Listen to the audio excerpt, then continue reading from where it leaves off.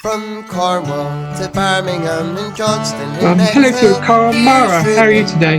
I'm very well, yes. How are you? I'm doing well, thank you. Thank you for letting me chat to you today. So, can you tell me, how long have you roughly been a singer-songwriter for? Oh, that's just quite a while. I've been playing in bands and playing in pubs and stuff for must be coming on about 12 years or so. I mean, ever since I was like a teen, I've been like writing tunes and trying to be in like bands and stuff. And then I think possibly like about 10 years ago, I formed a band with my pals called Logan's Close. And that's kind of been my main thing for the past 10 years. And then more recently, I've just started doing a kind of solo thing too. And throughout that time, writing tunes and playing music. So a good shift. So, where did you record your debut single? So Siren Song, I did at a studio in Edinburgh called Post Electric Studio, and that's with a guy called Rod Jones, who was in a band called Idlewild. So he's the like owner producer there, and me and him just worked on the tune in one day and just banged it out. And my friend Gavin Lamont did the drums on that, and then I just like thanks mate, did everything else myself and added all the overdubs. I think it came together all right. Yeah, it's a nice studio, big beefy sound. So, what was it like going to the recording studio? I love it actually. I love it. I'm when I was like maybe 14, I think for one of my birthdays, I got this like kind of analog recording desk little thing. It was like a Zoom MRX8 or something. I can't remember now, but it was a little recording station, and you could just like plug in your microphone or your guitar. This was like before GarageBand really was so useful, and you'd sort of manually record on a little thing and like do mixing with like faders and stuff. So I was making demos like that by myself, just overdubbing layers and stuff, which was great practice. And then like going into the studio is great because all the guitars and all the amps and all the real instruments are there, and like if you've kind of got a preconceived sort of vision of how the song's gonna sound in your head, it's like you're just like you've got a list of instruments and parts you want to do, and you just like tick them off, like there's that bit, there's that bit, there's that bit. And quite often as well, something unexpected will just pop out in the tune as well. If maybe the producer thinks, what about if we just chuck this thing in, and it suddenly lifts the tune as well. So yeah, it's great. It's kind of like being in a sort of laboratory with all these kind of things to play around with, and yeah, you come out with something at the end, and that's like the tune. So it's cool. So, can you tell me more about your debut single called Siren Song? Yeah, so that tune, I wrote that in like the lockdown actually, in 2020. And yeah, sitting in the house, had a lot of time on my hands. So, trying to write some songs, and came up with this like chord progression where it's like sort of minor in the verses, and then it just jumps to major in the choruses. And I thought that's cool. And then I think with that kind of major minor duality thing going on, it somehow like recalled this memory of this short story by Roald Dahl called The Landlady. And then this is like a story where there's a guy who kind of stumbles upon this house, and this like really nice old lady invites him in for tea, but then she turns out to be a bit of a sort of serial killer, and it doesn't end well for the guy. And it's that kind of on the surface looking good, but then a sort of dark interior idea. I thought that kind of worked with the chord progression quite well. And yeah, I think sometimes when the best songs just sort of come out without a lot of deliberation and toiling over the words and stuff, they just kind of flow out in a oneer. And that was one of those ones where it was just like, oh yeah, that's basically it, done. Like, and I put a wee demo together and thought it was great, but obviously didn't really have a way of realizing it at the time because there wasn't much recording and stuff, and it just kind of sat in the background for a long time.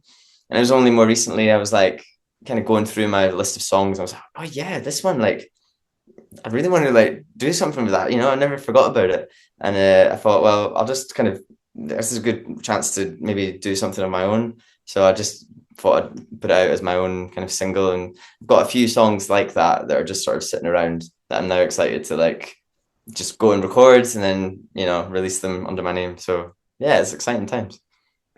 So it must be quite hard being doing your gig and being full time when it was during COVID times. Yeah, and it was pretty rough because, like, I mean, in some ways, like, you know, there was things where you had a lot of time to pursue different hobbies and things like that. But in terms of being a working musician, yeah, that really was a hard time. There was a lot of like support. I think I got like a grant from the Musicians Union or something, like little bits like that to help out during the time. And it took a long time for it to kind of get to a stage where you could physically sing, because like a lot of the restrictions obviously were about, you know, don't like expose like your breath and air and stuff, and singing with a mask is just not really possible. So until it was all safe as well, because also music is such a gathering kind of medium of art, there you kind of want to pack as many people in a small space as possible. So, you know, obviously it was just not a viable option for a long time. So now that we're living in a kind of non-pandemic era again, yeah, it's nice to have that perspective of how it was, and you kind of maybe take it more less for granted, like how much you enjoy it now. So I know you mentioned you're working on some new music. So can you tell me any more about that? Yeah, well, so I've got a big list. It's basically my set list on my tour. Is just a big list of tunes that I've kind of got like I've got a rough order in my head of how I want to attack them in terms of the order of recording them. I'm going into the studio actually in 2 weeks to do the second single. Um, but yeah, and it's actually been really good playing all these tunes live, because you kind of you almost learn the song properly when you play it in front of people. I think in a bedroom setting, it's only like half finished, and it's only when you know, expose it, you kind of maybe realize the strong points and the weak points, or which parts maybe should be longer, shorter, just the flow of it and stuff. So it's been quite cool to just road test a lot of these tunes, and I think that'll better inform how they're going to come out in the studio too. So yeah, I've got about like 12, 14 tunes in the set, and I'm just like wondering which ones will come first, which ones will come last. It's hard. I like them all. So So will you keep listening singles? I think so. So I mean, it would be really nice to do an album, but just because it's like quite early days in this like solo thing, and also like I recorded an album with my band Logan's Close, and we released that a couple years ago now, I think, and that's such a big project, and you know we really threw a lot of ourselves into that project, and it was massive. And you know, afterwards I think it's quite normal for you to just feel a bit like, whoa, like I just need 5 minutes just to, you know, come back down to earth and, you know, start thinking about the next thing.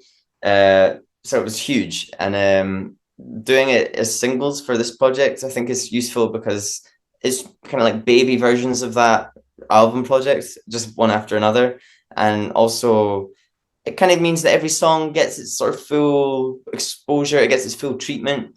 Like on an album, you've kind of got your deeper cuts in the middle that maybe people wouldn't always hear or listen to, but this way it's like every song gets its sort of time in the spotlight. And again, we're living in a kind of digital sort of world, so I think if I'm constantly, you know, punting something every couple of months, I think that kind of would work better in terms of, you know, the algorithmic gods might smile upon me and like constantly got something to, you know, say, hey, here's a new thing and here's a new thing. So, and it keeps it fresh. So Yeah, yeah, and keeping your fans intrigued what you're about to release yeah, next. yeah, and keeping it, yeah. It's like a different approach, so it's kind of cool to try it out. So I know you're on tour at the minute. So is there any gigs that you played at the minute that stands out at the moment? So I mean, like the first one, because that was like the Edinburgh hometown show. That was really, really special. And that was like, you know, we had about like 70, 80 people in the room, and it's like 100 capacity venue, which I was very happy with as my first sort of show. Like, I think it was really nice vibe, everyone listening, all the kind of friends and like, you know, folk from the music scene coming out and supporting, and a lot of sing-alongs and, you know, good chat with the crowd and stuff. So I mean, that was maybe the obvious sort of best gig so far, I would say. But each gig's had its own, you know, moment. Like Aberdeen was really nice just because it was like very intimate, and like there was this sort of, it was a kind of 70s pub sort of function room setting in the Blue Lamp Lounge it was. And a sort of tartan carpet on the floor. Like I couldn't really see the audience because the lighting was so nice, but like yeah, I don't know. It just had a sort of old grey whistle test vibe a bit for me. Like, so that was quite cool. And then Glasgow, like I know a lot of folk in Glasgow. There's so many great musicians there, and a bunch of them all came out to see the show. So like, playing to people you really respect, like, and getting good praise off them was also a really nice night. And then Newcastle again was really nice too, because we had this mixed bill. So we were filled with like guys from London, there was Spanish people, there was Newcastle local folk, and then there was like folk from Edinburgh coming down too, and we were all like mingling. So yeah, I mean, I think maybe Edinburgh was the obvious highlight, but every show has had its sort of special element to it, which is nice. So I know you got a gig coming up on Friday the 14th of March. So can you tell me more about that and other gigs you've got planned? Yeah. So I'll be back up from my little English run after that. So Friday the 14th, I'm heading up north to Inverness. That's a gig at the Tooth and Claw. I've got a guy called Daniel Gunn on support. He's a local guy. So I'm playing that, which is going to be fun. I've not played Inverness in ages, and it's a fun time. And then the following night, the 15th, I'm playing in Ullapool, which is slightly further north than Inverness. And that's at the Argyle Hotel. So I'm quite excited for that. I think that'll just be a bit of a riot. And then a week after that, I'm playing in Kirkcaldy at the Harbour Bar. And that'll kind of be me for a while, but I'm already sort of looking at penciling in tour number 2. So yeah, I'll be busy again soon enough. So can you tell me, what's it like being an independent artist for you? Yeah, like I can only speak as that because I've never been a signed artist. But as an independent, I mean,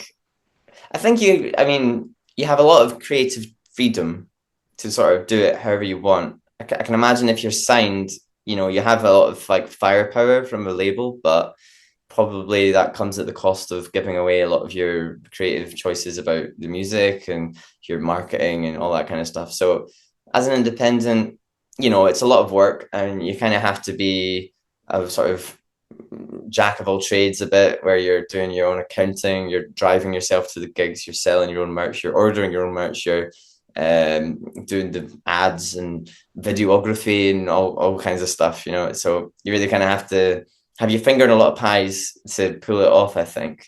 But with that comes the creative control of like you can choose exactly how you want to do everything, and especially as a solo, like independent, like it's just you. So if it doesn't work out, you can just blame yourself, or if it's not working out, you change it and change what you're doing. So yeah, personal responsibility and owning it is kind of nice, I suppose, with that, and I'm enjoying it. It's cool.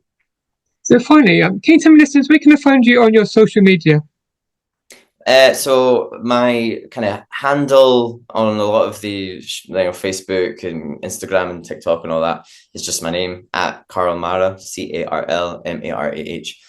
I'm on YouTube as well. I'm on all the socials, and I think my name is sort of unique enough that it's probably the only result that will come up. So it's just literally my name, and I've got my website too, which is carlmarah.com. And that will direct people to everything I do. Basically, that's like the hub that ties it all together. Thank you for letting me chat to you today. Sorry? Thank you for letting me chat to you today. Oh, my pleasure. Thanks for reaching out. It's nice to talk about music and what it's like. I mean, I'm sure a lot of people are interested to hear kind of the behind the scenes side of like what it's like to be an independent artist. So happy to share. Enjoy the rest of your day. Thanks, man. Cheers. Yeah. Goodbye. Bye. Goodbye.